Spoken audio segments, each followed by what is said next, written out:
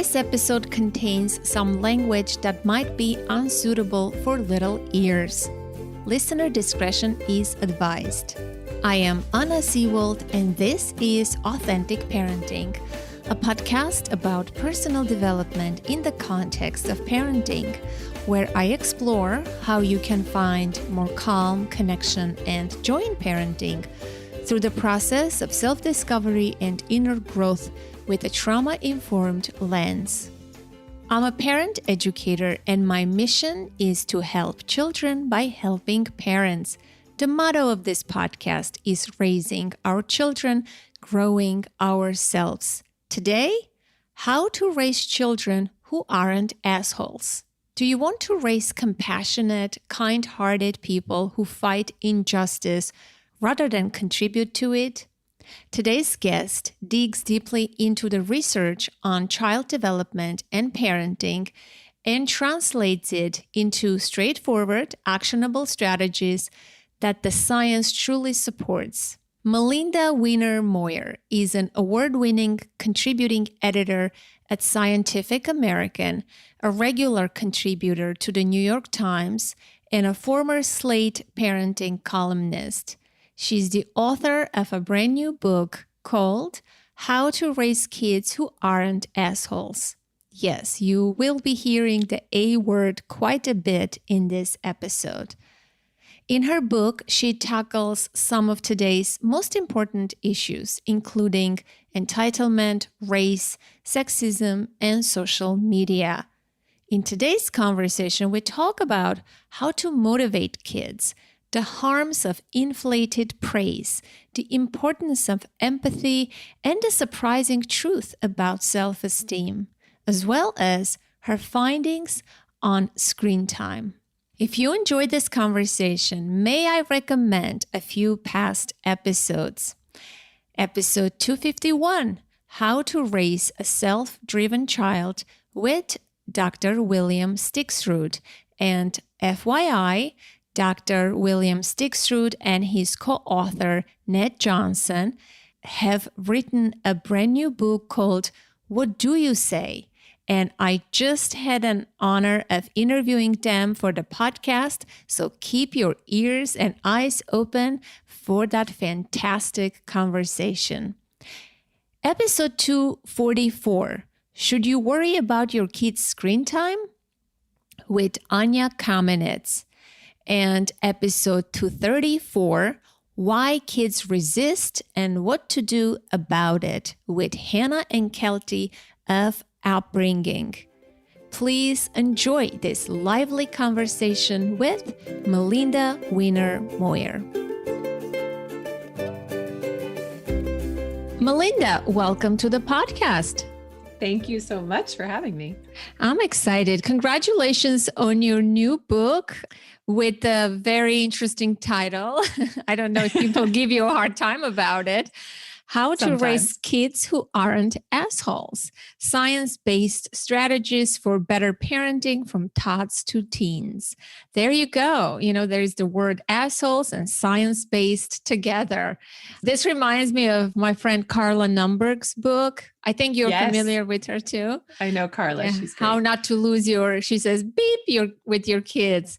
We don't swear on the podcast, but I don't know, is asshole a swear word? Is it considered? I think it is. Well, I was just doing some radio interviews, and apparently it breaks FCC rules if they say the word. So I was saying a-holes or jerks. I think it is a swear word. So we can avoid the word if you'd like. No, it's okay. You can say it, but I will put a warning in the introduction before the episode so that the listeners, you know, who are more sensitive, who don't want to expose their little children to new and exciting words. I remember, in fact, how my daughter learned that word. Oh, really? Yes. I think that was her first quote unquote bad word. And she was very young. I don't remember how old, but we were in a car. We were, you know, with our friend who was an elderly woman. We were giving her a ride. And she was sitting in the front with my husband. I was in the back, and this woman, her name is Paula. She's in her late 80s now. She was talking about something, and then she said, "Look at that asshole." Oh, and my daughter immediately picked that up. And, I was like red. We were very careful, I think, up to that point. But then there comes a point in your parenting where, my daughter is now 13. She says all sorts of words. So, but she was like, "Mom, what does that mean?" So Right. I'm going to start this interview by asking you, what characterizes an asshole the way you write in your book about, like, right? We know what it means, jerks, assholes, but what do you mean? Right.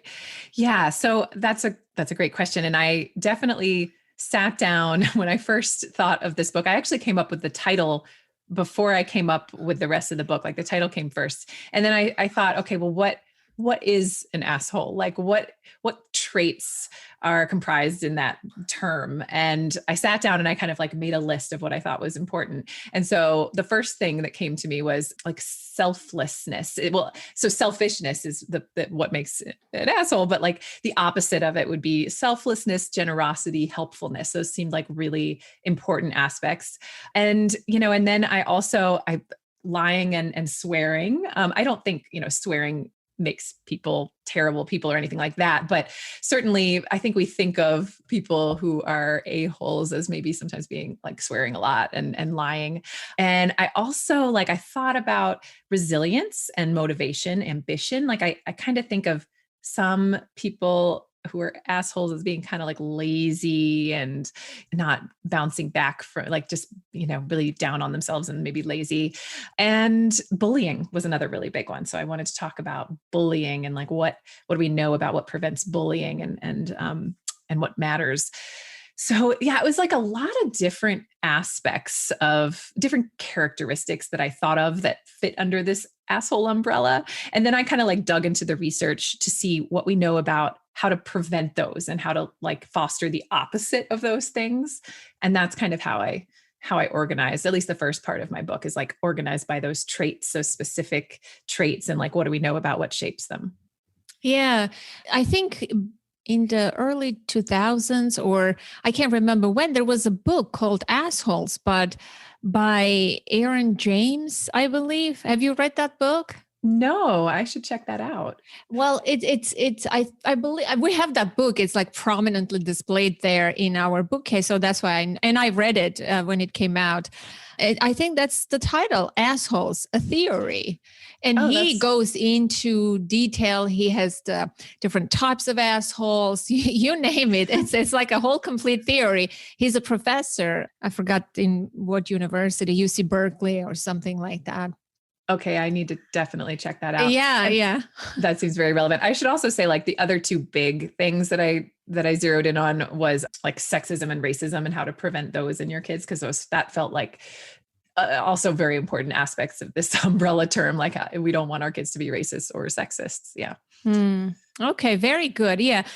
So your book is organized into two parts. The first one is the traits. The second one is the strategies. What I would love for us to do today is talk about a few of the traits, because I want the listener to get the book and read the full book. We don't want to give away the whole content. And maybe two of the strategies, particularly screen time, I think would be a good one to talk about, maybe racism. What surprising things did you discover while you were researching this book? Like any myths that were debunked for you? I mean, you were a science journalist, an award-winning journalist. And you wrote about parenting a lot, and you are a parent yourself. So did anything shock you, surprise you, and in what area of the research? Yes, actually, what was amazing was I think in every trait that I dug into in the research, I feel like there was something counterintuitive that I uncovered, something that goes against our parenting instincts. And so I'll give you a few examples. One is in the area of like fostering kids' self-esteem. So I had a chapter on self-esteem because I I felt like, and talking with other parents too, there's this idea that, if your kids have healthy self-esteem, then that goes a long way towards making them be good people. Like a lot of traits come out of having low self-esteem, a lot of things kids do. And so I really dug into that research on self-esteem. And one of the really interesting things that I found was, first of all, like self-esteem is not the panacea that we think it is. Kids with healthy self-esteem, they're not like perfectly behaved kids. They still can get into trouble. They aren't always kind.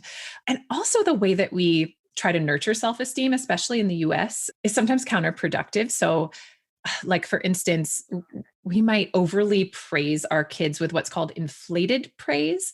And that is like when your kid draws a stick figure drawing and you say, oh, that is incredibly beautiful, and really it's okay. It's fine. You could say you like it, but we tend to sometimes go over the top with our praise.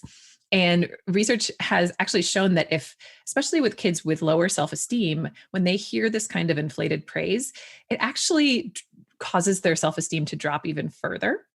So this was something really surprising. We think we're like boosting their morale and making them feel good about themselves, but actually it has the opposite effect.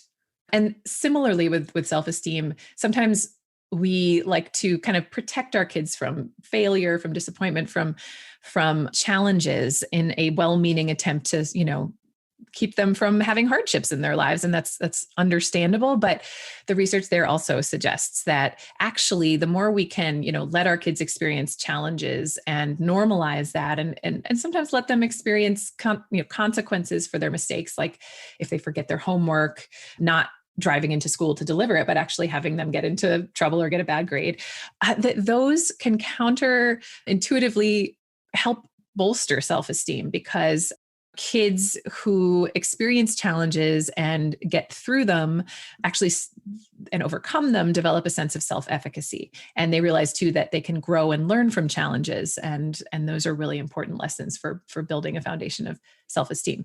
So that's just one topic. But as you can see, like there's some really interesting science that often contradicts what our instincts are as parents. Yeah, of course. A child feels like I'm capable, right? If you do the thing for your kid or rescue or fix, what is the cost? And the funny part is we want to boost their self-esteem, but we do the opposite by choosing those strategies. Exactly. They do sort of like the opposite effect. Your child feels disempowered or I'm not capable. I guess I can never get this right, instead of, oh, I'm the best kid or I can do this right. But how about non-praise? There are also people who are on the other extreme, who are more critical, I guess, or they never dish out any praise. Did you find anything? Like, what's the healthy balance? What's the right way of praising a kid? Yeah, there is definitely kind of a movement on that other end where some people say we shouldn't praise our kids at all. I don't feel that that's, first of all, very realistic. I don't know how to go through life as a parent without ever giving positive feedback to my child. It would feel really hard and difficult and unnatural. But I did talk to researchers who, like the researcher who studies inflated praise and some others, and they said to me, that they also don't think it's really necessarily productive to not give any praise. I think where the research is clearer on that is rewards. There's some research that does suggest that when we reward our kids, it makes them feel controlled, manipulated, and actually undermines their intrinsic motivation. And so it's best not to use too many rewards. I think if you use them every once in a while, it's totally fine. But I couldn't find any research that said that praise in and of itself, when you give really authentic praise, that's bad for kids. I don't think it is. So I think the middle ground is giving, like when you really truly feel that your child deserves some kind of positive feedback, or you feel, you're happy with them and you're happy with what they're doing, that's okay. It's a way that we communicate, that we love them and we appreciate them. And I think it's okay as long as we kind of keep it in check a little, make sure we're not overdoing it, but, doing it when it feels right. Yeah, not for every little thing, right? Yeah, you got it. Or that I can bring lots of examples. Was there anything that you learned from this process of writing the book and the research that you changed in your own parenting? Oh my goodness, a lot. Yes. A lot? Yeah. I mean, because as I was saying, like I really uncovered in every area something that surprised me. And it was often things that, I had been doing that I realized, oh, this maybe isn't the most constructive thing to be doing. I mean, certainly with praise, that is one area. And also in protecting kids from disappointment, like, my son, sometimes we have him pack his bag. He's 10 for school. And he last year, like he would forget things all the time and forget to bring his homework in and forget to bring this and that in. And in the past, I think I really would have been more likely to drive it to school for him or, and kind of save him from himself. And then after reading the research, yeah, I became much more, I mean, it was hard though, because I felt so bad. I was like, oh, he's going to have a bad day because of this. But at the same time, like he because I didn't save him all the time, he became more responsible. He realized like, oh, mom's not going to do everything for me. I guess I need to make sure everything's in my bag. And that's that's something I think is positive. There's also, I talk to my kids more about difficult, awkward things than I used to because of what I've read. So that includes talking about race and gender stereotypes, sex, pornography, talking with researchers about these things. I learned that there are a lot of areas where parents they don't want to really engage with their kids on it because it's awkward. It's hard to talk about, but even in that awkwardness, even if we make mistakes, it's generally better for us to try to have those conversations, even if we fumble, because without those conversations, kids kind of have to make their own conclusions about how things work and how the world works and why things are the way they are. And they can often make, not very productive conclusions and assumptions. So it's good to have us be, voices that are really contextualizing things and explaining things in ways that kids might not get otherwise. Do you have two children? Yes, I have a 7-year-old girl and a 10-year-old boy. Uh-huh. How about your husband, your partner? Did you share anything that you learned with him? Did he see any changes in the way you parent after this book project?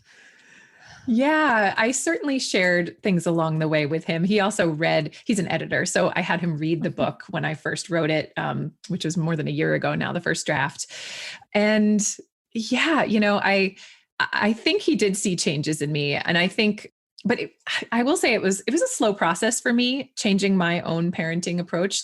I think even after reading all these studies and understanding the science, it took a long time for me to actually be able to respond the way I wanted to. And I think that's because parenting is so emotional and reactive sometimes. Like we aren't always being our rational selves when our kids are doing things that are driving us bonkers. So it was like a slow process. And I think he's changed too. I think it's probably been even a little maybe slower for him too, because he didn't read the research to the degree that I did and spend all the time in it. But like one thing I think that we've both really changed is how we handle our kids' emotions. It's a hard one, but it's something that kept coming up in the research I was reading about what's good for kids. And I kept reading that, we really need to let our kids have their feelings, validate them, acknowledge them, talk about them, and that there's so many good things that can come of that in terms of both like helping kids manage their own emotions better and also helping them take other people's perspectives and recognize other people's feelings and then being able to like respond to them by being generous or helpful. So I think that's one area that both of us have really been working on. It's like, when my daughter has a meltdown and it hurts my ears and it's so hard and I don't understand why, instead of getting angry over it or, saying, what are you upset about? Instead, just sort of taking a deep breath and like letting her have the feelings and saying, oh, clearly you're so upset and you seem so mad, and sort of letting her have that experience. And, yeah, helping her. Do you think it's making a difference? I really do, actually. It's really funny because recently she's 7 now. And so I feel like, I don't know, everybody thinks their kids are like amazing. But recently when she's gotten really angry, she'll say, I'm so angry and I don't really know why. So I'm going to sit down and try to meditate. And she will actually sit and take these deep breaths. And these are things that I've talked about with her, but it all of a sudden she just started doing this and she'll then say, okay, I feel so much better now after those deep breaths. And I kind of can't believe it because I feel like there's so many grownups who like can't, recognize their anger and then respond to it in a constructive way that yes, I think it's making a difference. I mean, she certainly still has meltdowns and does not do that a lot of the time and, throws things and whatnot. But like, I am seeing that she's starting to handle her feelings more constructively.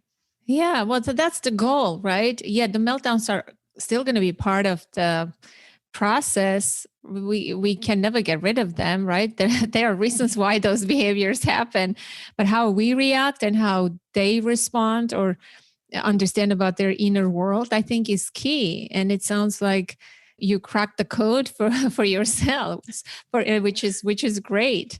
Okay, so let's talk about how not to raise selfish kids. So, what are the opposite traits of being selfish that you talk about in the book? Yes. So, I think of the opposite of selfish is compassionate, generous, helpful, those kinds of traits. Mm-hmm. And with generosity, talking about feelings actually is very important for the development of generosity, and also helpfulness for that matter. There's a really interesting study that illustrates this in a very direct way. So researchers asked parents of preschoolers and the preschoolers to come into the lab, and they recorded, I think it was mostly mothers, they recorded the mothers reading a book to the preschoolers, and they counted how many times the mothers would like pause reading the book to talk about the characters' feelings and engage with their kids about those characters' feelings. And the assumption was that parents who did this probably talked a lot about feelings at home. And then they took the kids individually into another room and had them play with a researcher.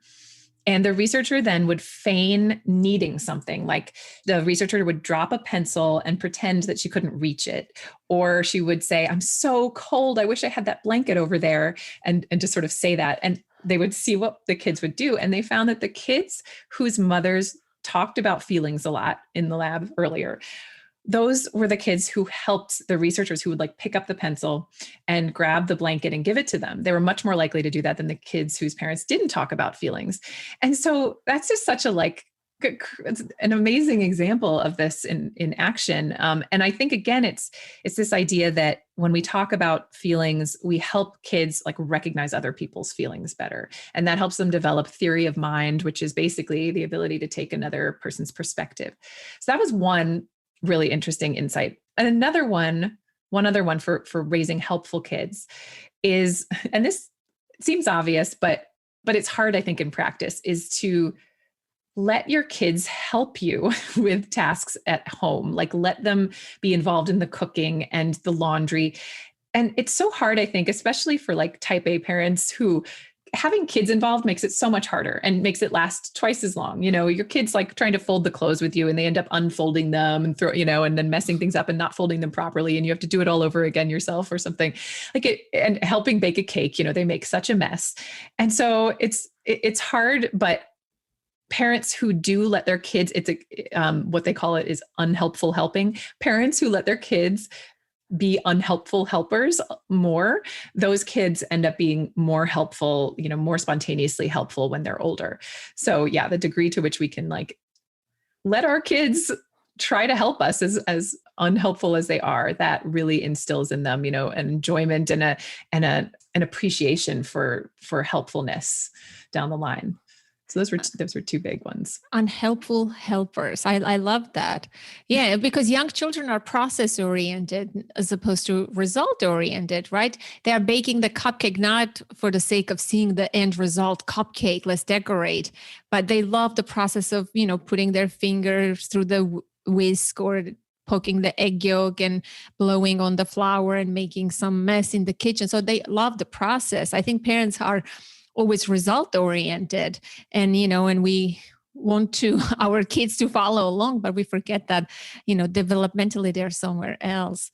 Yes, that's pretty fascinating about that research about the emotions. I'm pretty sure I've met children who would say, "Go pick it up yourself, the blanket, if you want it." I'm not going far. My daughter would say, she's 13. If I say, "Ella, can you get this for me? Can you get water from downstairs from the garage?" She would say, "No, go get it for yourself." But that's teenage attitude. Yeah, but my kids do that too sometimes. I mean, sometimes they will be really generous and helpful, and then other times, yeah, they'll say things like that. And so it's not It's not a perfect process, right? Your kids are never going to be, yeah. And I talk plenty about feelings. Believe me, I think to the nauseating point. I think sometimes she says, "Oh, can we stop talk? Can you stop talking about feelings? I don't want to talk about it." Yeah. I mean, hence the difference between parents and children, right? Sometimes an overly sensitive parent like myself, who loves this emotional stuff, has a child who is more pragmatic and more practical, and they're not so into all this touchy feely stuff. So I think research and all of this is great, but knowing who your kid is and who you are, right, and not hammering something just because we think it's important, maybe knowing when to stop, how much is enough, right? Who is your kid, and what do they need, I think is key too. Absolutely. Yeah, I completely agree. And that is something that the research doesn't always regularly doesn't capture those nuances, right? Because it's like it captures the averages of like what's good overall on average for kids, but kids are so different. And you're right. Like we do need to tune in and respond to our kids and their temperaments and personalities. Yes. So let's talk about the second chapter, the motivation. A lot of parents complain about their children not being lazy. And you use that word too, which I'm not a fan of this word lazy. I mean, like, what does lazy mean? If I don't want to do something, does it mean that I'm lazy or I don't have the interest or the motivation to do X? So what did you discover about motivation? And, some interesting insights from the research. Share with us. Yes. So one thing that I think is interesting about our culture and that I wrote a bit about is we have this preference often for people who are like naturally gifted at things. And we think that somehow that's better than achieving something through effort. Like there's just this bias in our culture. Angela Duckworth talks about this in her book Grit, where we think somehow it's kids who don't have to exert much effort before they learn how to read. Those kids are just better. They're smarter, right? And I remember meeting parents who would say, "Oh, my 3-year-old started reading. He didn't really have to try, and therefore he's a genius," as if like trying is bad in some way, or trying is a sign of ineptitude or something. And so, I think that's a really counterproductive way of thinking about things when we're thinking about kids too, because, if we are valuing lack of effort in a way, then like what kind of message is that telling our kids about perseverance and about grit and about, working through difficulties? And interestingly too, there's research that suggests that a lot of people who we know are, very famous artists, musicians, scientists, they weren't necessarily, these amazing gifted children. They were kind of like normal kids who just developed this passion and this perseverance and ended up doing really amazing things. So I think we also kind of need to keep that in mind. But one area where this really comes out in parenting is in, again, how we praise our kids, but instead of what I was talking about earlier, which was like inflated praise, I'm thinking more of Carol Dweck's work on mindset, so you might have heard of growth mindset versus fixed mindset. And so I'll unpack that a little bit. I think a lot of times because we value, smarts, and we value people being good at things naturally, we tend to praise our kids for being, for instance, smart or, good at math or good at soccer. And we say things like, "Oh, you're just so good at this naturally." And we think, "Oh, that's pumping them up and making them feel good about themselves." Right. And I have done this myself so many times. But when you praise kids for smarts and for their ability, and then they stumble, they fail, they get like a bad grade on the math test, they, don't do well in a couple of soccer games. Then if they've thought about ability as this fixed trait that they either have or don't have, or smarts, then when they fail, they take that as a sign that, well, maybe they aren't good at math, maybe they aren't good at soccer, and they should just give up. And that is really obviously not very good for motivation, for fostering motivation. The flip side of fixed mindset is growth mindset. And that is really praising for effort and then tying effort to outcome. So if your kid does well on a math test and you know that they studied hard, you say, oh, I'm so proud of you that, you did well on this test. It must be because you worked so hard and you were, you spent so much time studying. Or if they score a soccer goal, it must be all the practice you did in the backyard. It made your brain grow, like your soccer part of your brain grow. And when we convey this idea that, ability is fostered by effort and how much time we spend on something, overcoming challenges, et cetera, then kids don't see failure as a sign of ineptitude. They see it as just like a brief stumbling block that they can overcome. And they also, are more likely to persevere when they're given challenging problems, for instance, or when they face something difficult. The kids who have been praised with, praising for effort, more of a growth mindset, they're more likely to persevere. And so it really ends up fueling motivation much better than the fixed mindset, praising for effort, or praising for ability or for smarts. And there's been like really interesting studies that have shown this, like some of Carol Dweck's work, where they've had kids take tests like IQ tests. And then for some of the kids, they said, well, you did well, it must be that you're smart. And another group of kids, they said, you did well, it must be that you worked hard at these problems. And then afterwards, they asked the kids what kinds of problems they would like to do next.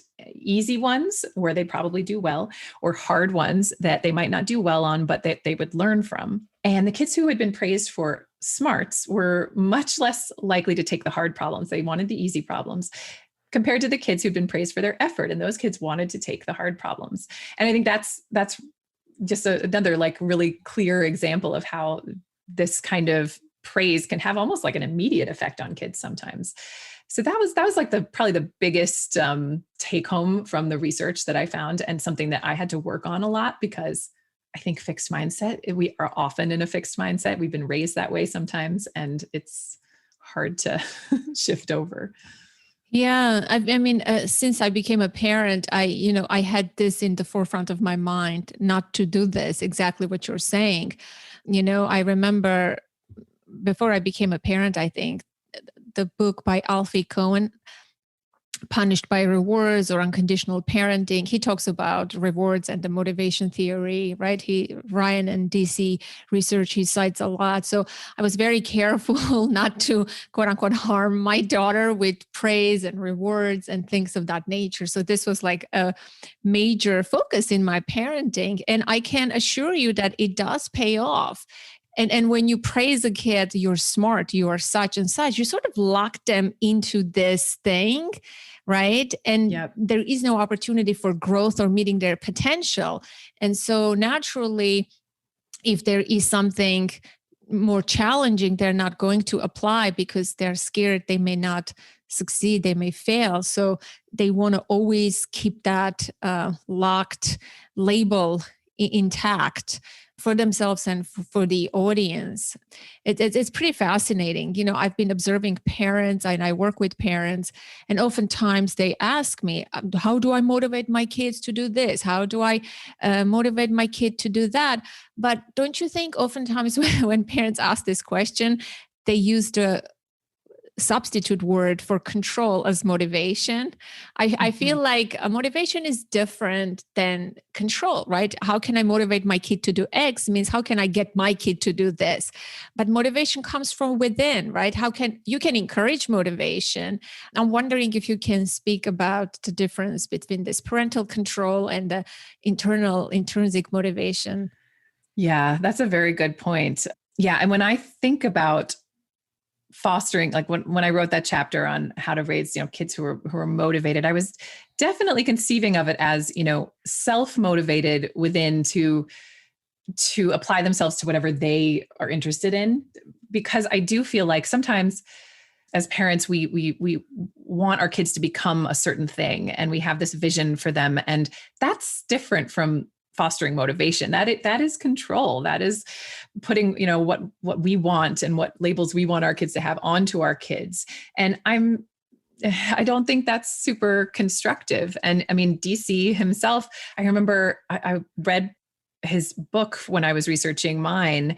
And there is a chapter on, so like, what can you do to make your kids do what you want them to do? And he was like, not, don't, you can't. Like the motivation really needs to come from them. And you can't like do anything to, you can try to do things to control them, but ultimately that just undermines in a way their inner motivation. And so I think we have to be really careful to differentiate these two things. And it's good to foster a growth mindset where your kids are going to be doing the things that they, feel that they want to do, and to keep working on the things that they're interested in, but not to tell them what they should be interested in and force our own desires on our kids in terms of what they achieve or what they do.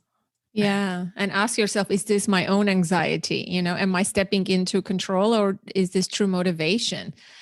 Right? Yeah, it's hard, but we still want to encourage our children to make their bed for the hell of it. I don't know. Sometimes parents have those fixed mindset ideas.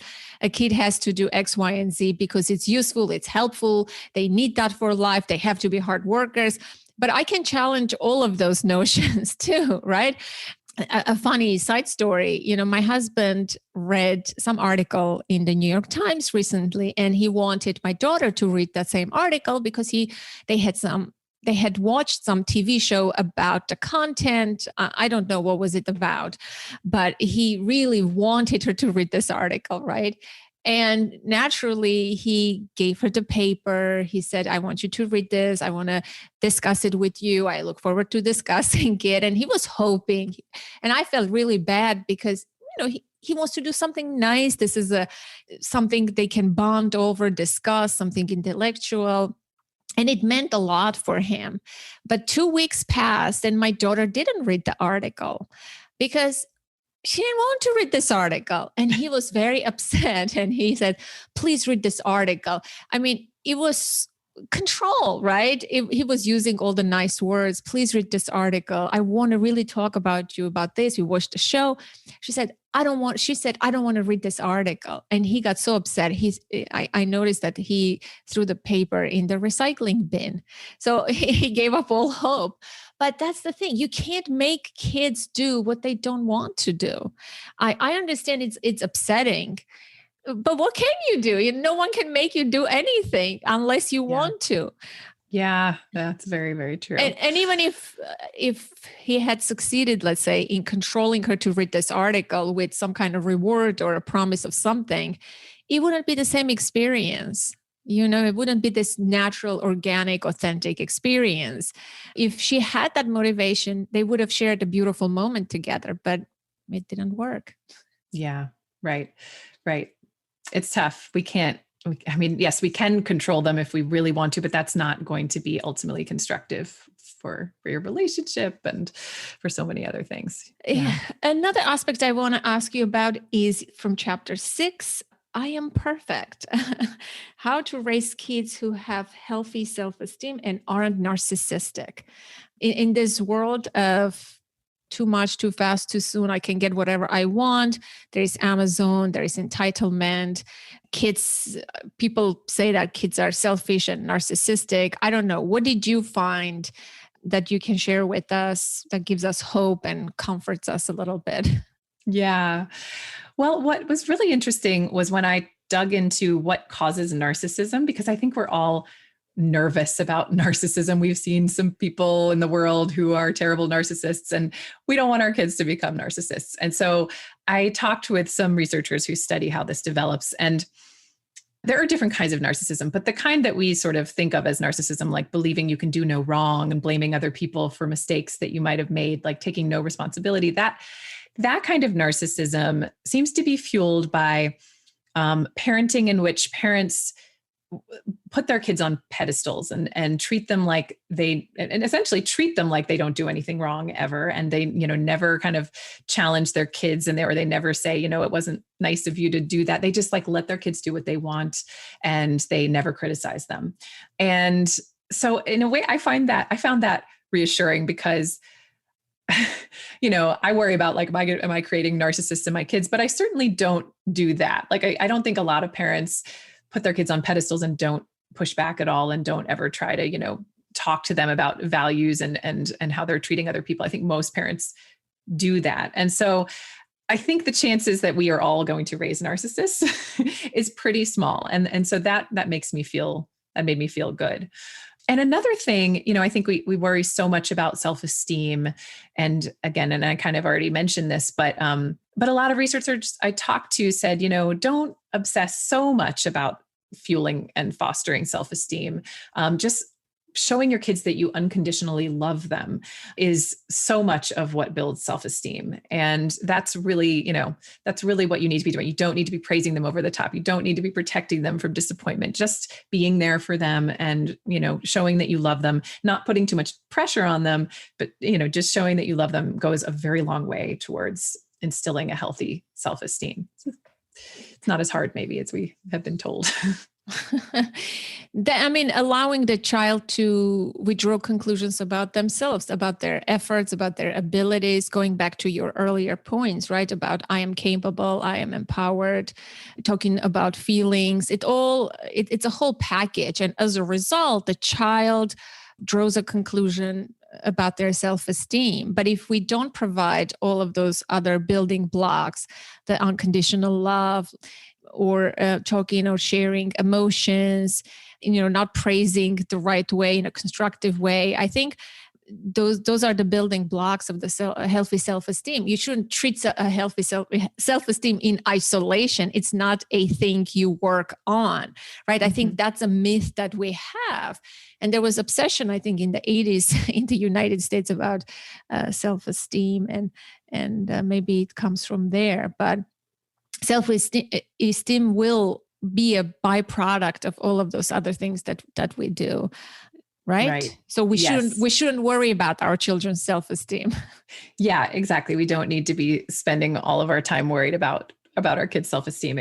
If we're doing all these other things, it will just kind of naturally develop. I will say though, like the one thing that I uncovered in the research about self-esteem that I think parents may not be aware of, and I certainly took a lesson from, is especially with upper middle class families, there's a lot of pressure right now on kids to succeed, like to do well in school, to, get really high SAT scores, because there's so much competition for colleges and whatnot. And we're concerned for our kids, but when we put too much pressure on our kids to perform well, to do well in school, to make the sports team, whatnot, all that pressure gives kids a sense of contingent love. Like we will really only love them if they get an A in math and they make the team, even if we don't outright say that, which none of us are going to do. But kids can sometimes infer from the pressure we put on them that we really, really will only love them if they perform to our expectations. And I think we have to be careful that we don't make that, have our kids feel that, and that we should, again, be conveying a sense of unconditional love. Like in a way, if you don't get an A, I'm still going to love you. So I think we do have to kind of keep that in mind and just be aware that pressure can have an effect on our kids' self-esteem too. Yeah, for sure. Because it's tolerable stress has to be the thing for the kids, right? If it's too much pressure, too many demands, then it just already crosses the threshold of being tolerable. Stress turns into more toxic stress. And as a result, a child is not going to say, oh, I'm capable, I am able, I am, this, I am that. They're going to feel anxious, not worthy, not good enough, because the demands are so high. Naturally, they're not going to meet those expectations and overcome those pressures. Even if they do, they're not going to feel well. They're going to feel burnt out and overwhelmed and stressed out. So their self-esteem is going to suffer as a result. So having healthy expectations, let's see if we can summarize this point. Giving our children unconditional love and no pressure for parents. I mean, these are all wonderful things, right? But how do we do this? Giving our kids unconditional love. This is what I heard so far from you.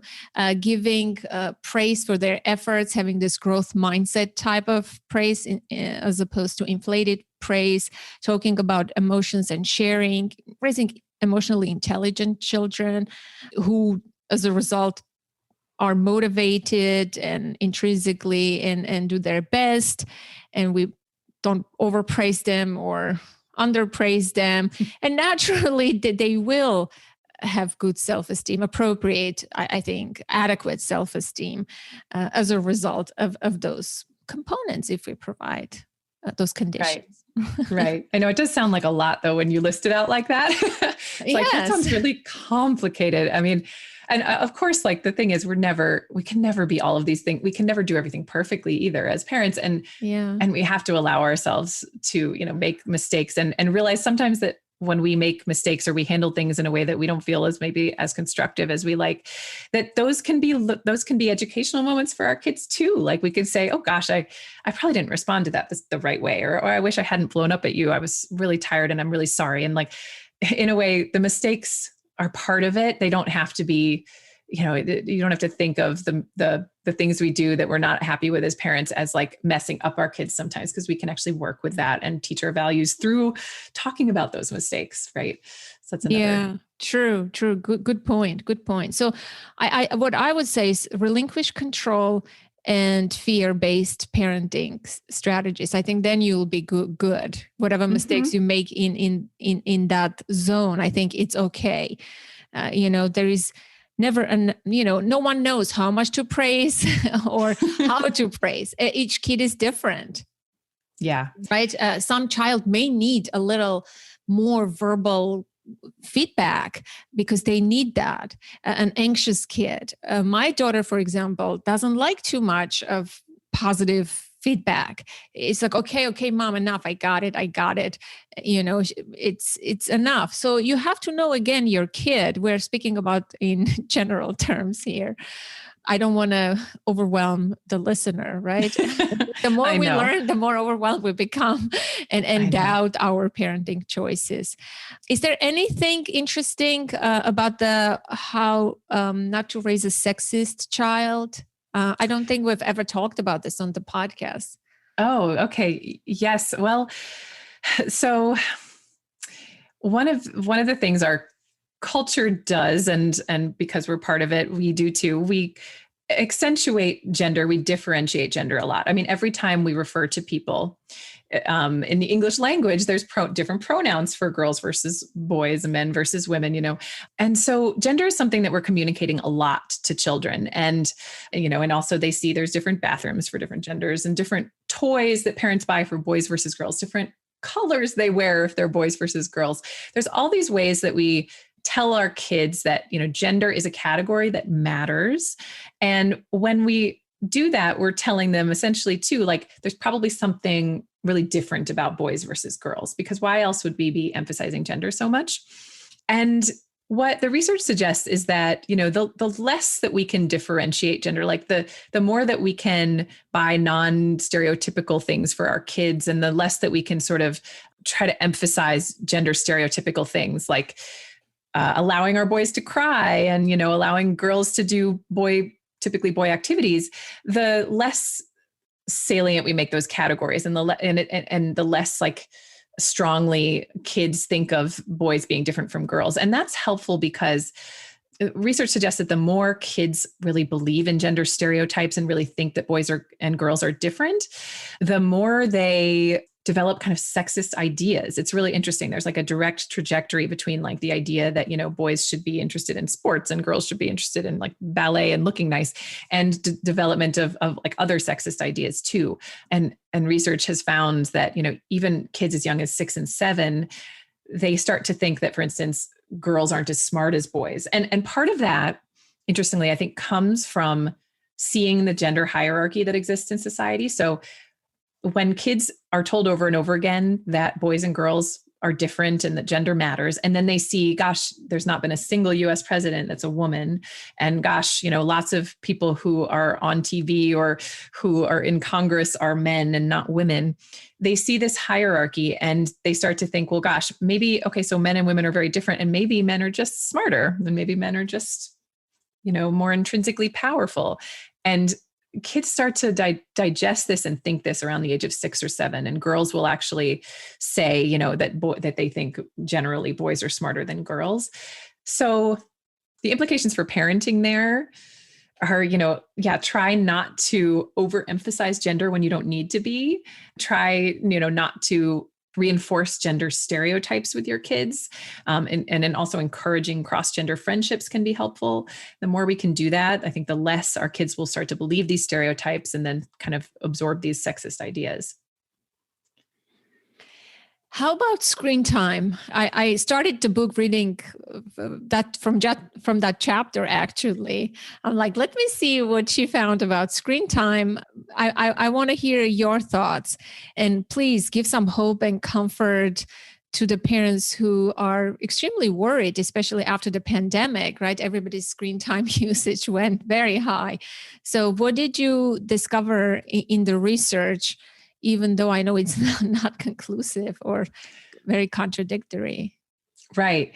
I think there is so much alarmist info about the dangers of screens out there, and we are all worried. And I have felt the fear too of what are screens doing to my kids. But when I dug into the research that we have, it doesn't suggest that screens are really terrible. And I mean, it is hard. We need more research. We need better research, because a lot of the problems with the research is that they lump all kinds of screen time together into one thing. And, of course, there's very different things you can do on screens. And different kids are going to respond to screen time differently too. The individual differences matter. But there's not this very clear evidence that, kids who spend more time on screens develop a lot more problems or, do worse in school or are much unhappier. There just isn't this really strong link. And I think that's really reassuring. I think that would be really reassuring to a lot of parents. And also, when you look at what are the best strategies for handling screens with kids, what comes through from the research is that instead of trying to limit or, really strictly monitor your kids on screens, it's actually better to be more of a mentor with your kids when it comes to technology and screens, which means using screens sometimes together, playing video games together. When your kid comes to you saying, "Can you download this app for me?" Or then going and learning about the app together with your child and reading about them, talking about it. The more that parents do this kind of mentoring with their kids, the more they're able to convey their values and their expectations of their kids when they're using screens.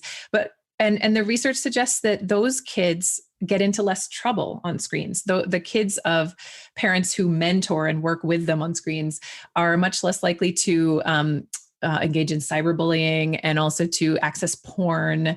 And it's a little counterintuitive, maybe, why would that be? But I think, again, it's like we end up having more conversations with our kids about screens if we're using it with them. And through those conversations, we teach them things and we tell them our expectations and they absorb it to a degree that I think doesn't happen when we just worry about limiting and being strict and monitoring. So that was something too that I thought was really kind of reassuring. It seems like a strategy that it's maybe a little more time consuming than other strategies, but at the same time, then you also kind of know what your kids are doing because you're there trying to learn it with them and do it with them a little bit. Yeah, I agree. I try that myself, in terms of learning about the apps, trying to see what my daughter is doing. I think what I've noticed, and I don't know, maybe you found this through your research, is it depends what age group the parent is. Their view of the screens varies. I'm a Gen X, and my generation, and maybe below me, or maybe one generation up me, not generation, like people in their 40s, parents in their 40s, and maybe that's mainly my generation, have a hard time. I think younger parents in their 20s or in their 30s are more relaxed about screen time because maybe they grew up with it, they've seen it. Did you find anything about that? I didn't. That's a really interesting observation. And I'm inclined to agree based on just my own experience with observing parents and whatnot. Yeah. But I have not seen any, and it could exist and I just didn't see it, but I haven't seen any research that really looks at parenting approaches to screens based on their age or their generation. I am guessing they differ, but I haven't found that yet. I mean, anecdotally, just by knowing people and working with people, I know, the younger parents are more relaxed and open and they play video games with their kids and all of that. But, my generation it's a waste of time. It's a stupid game. We're like against it, right? Even though we use screens ourselves. And I mean, but what are the dangers when parents say it's not good for our kids? Did you find through the research, what is it that they're afraid of? One complaint that I have, it's a waste of time, right? Mindless scrolling, mindless YouTube videos of unboxing, gifts and things of this nature. But it could also be very useful tool for socializing. My daughter uses it very mindfully, I think, and creatively. So I see that even though she spends time with it, but the way she engages with screens, it's not harmful. It's mostly nourishes and brings something or adds something to her life. So I forgot what I asked already. Yeah. Well, no, you were asking, why are we so what are we afraid of? Yeah. And I think it's really interesting to think about that, because I do think some of it is just rooted in like fear of the unknown and fear of novelty. I mean, you can look back through the ages and see that anytime there was any kind of new technology or new communication form, people were terrified of it. Like people said novels were going to ruin society, and my goodness, and the telegraph was going to be, the worst thing that happened to the world. And so I think it is rooted in this, as older parents who are less familiar with these new technologies. It's like this new thing and it's scary and we don't get it and we're afraid of what it's going to do to our kids. And I think it's really understandable. But I think also it's helpful to realize that might be what's happening. Like it's not actually that the technology is dangerous. We don't understand it to the degree that we need to really feel comfortable with it. And that's part of the problem. Yeah. I mean, having conversations with kids about privacy, pornography, having safe passwords. I have had amazing conversations with my daughter. If she didn't have her own phone, I would have never taught those things or talked about those things with her, right? I mean, there is no right age for the kid to have a phone. I think you write that in your book too. Again, it's very individual, but content matters, right? And screen matters. Not all screens are created equal. Mm-hmm. I mean, we just lump them all into one category, screens, but. Right. Yeah. There's so many different things that kids can do on screens. Did your perspective change after this chapter on your own, children's, how they engage with screens? Yes. I mean, to some degree, I was less concerned because I saw the research wasn't as damning as I thought it was going to be. And I also have just made more of an effort to try to use screens with them. And like, for instance, my son had been asking for what's the new Nintendo, the Switch, for a long time. And I had been, against it, like, oh, this is going to be terrible. But I gave in this Christmas and I thought, okay, actually it could be a fun family activity. This is a way for all of us to have fun together. And it's during a pandemic where we can't, leave the house anyway. And so we did, like, it became not something that he does on his own all the time. But it's like it's a family activity that we do together when we feel like it. And I mean, sometimes sure he does it on his own, but that made it more, it almost became a way that we bonded, and it became a positive thing to our family rather than something that I was afraid of, which it was going to be negative and take my son away from me. And so, yeah, I really have had a change of heart, I think, about like video games and technology because of the research I read. Great. Well, Melinda, thank you so much for being here today. Congratulations on your fantastic book and all the hard work that you put into this book, all the research. Thank you. You made it fun to read, accessible for the reader. Again, How to Raise Kids Who Aren't Assholes. Science-based strategies for better parenting from tots to teens. Available now everywhere. So thank you again for being here, and good luck with your other projects. Thank you so much. This was really fun. That concludes today's conversation, my dear listener, and I hope you enjoyed it. What's your biggest takeaway? Did you find it useful? How may you apply what you gleaned from this episode into your parenting? Come and share your takeaways in our private Facebook group in the Authentic Parenting community. It's a positive, supportive space for moms and dads just like you. Connect with your fellow listeners, ask for parenting support, share resources, get help, and generate conversations around the podcast. I would love to hear from you. Get in touch. Send me a note to the email info@authenticparenting.com. Call the number 732-763-2576 and leave a voicemail.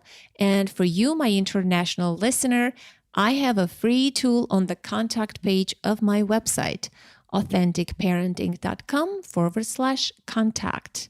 A great place to connect with me is Instagram. I am becoming active again after a very long pause. My username is authentic.parenting.podcast. If you find the podcast helpful and enjoyed the content, I would appreciate if you can take a quick second to rate and review it on Apple Podcasts. Until next week, connect to the present moment, to yourself, and your children. I am Anna Seewold. Thank you so much for listening.